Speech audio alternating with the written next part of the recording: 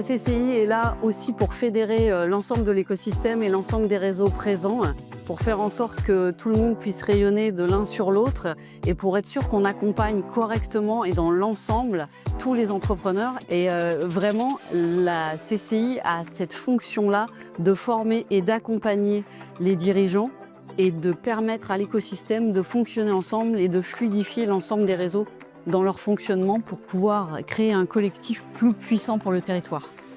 Alors, qu'est-ce que la CCI fait pour les femmes qui souhaitent entreprendre, se lancer, créer leur boîte, ou même celles qui ont développé leur entreprise depuis quelques années? Ce qui est important pour nous, c'est de montrer la diversité qui existe sur les réseaux et que chaque femme trouve le réseau qui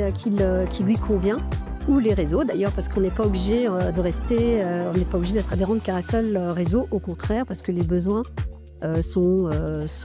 différents tout au long de la vie de l'entreprise. On se rend compte que dans la vie, entreprendre, c'est de l'audace, il faut oser, c'est aujourd'hui enthousiasmant. Et puis il y a la face un petit peu cachée, où des fois, en tant que femme entrepreneur, on peut se retrouver plus seule, plus isolée. Ce que l'on recherche le plus, je crois qu'il y a une femme sur 2 entrepreneurs qui font partie d'un réseau et qui font partie aujourd'hui d'une communauté. C'est justement un espace où on peut poser un petit peu, alors que ce soit ses doutes, que ce soit ses questionnements, mais aussi ses joies et aussi un petit peu toute sa réussite, parce que c'est aussi des fois compliqué de savoir avec qui partager tous ces éléments-là. Et aujourd'hui, l'initiative qui est prise avec cet événement Elles osent auprès de la CCI, c'est justement de mettre un petit peu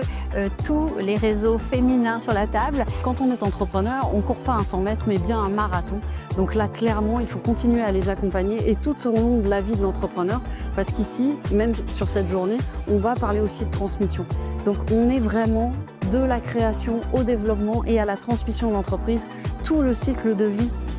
d'un entrepreneur, et en l'accompagnant pour qu'il prenne soin de lui, parce qu'un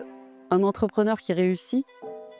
une boîte qui réussit, c'est d'abord un entrepreneur qui est bien lui, dans sa peau d'entrepreneur, qui est aligné avec ce qu'il est, pour que son entreprise elle puisse rayonner pleinement, parce que lui rayonne en fait.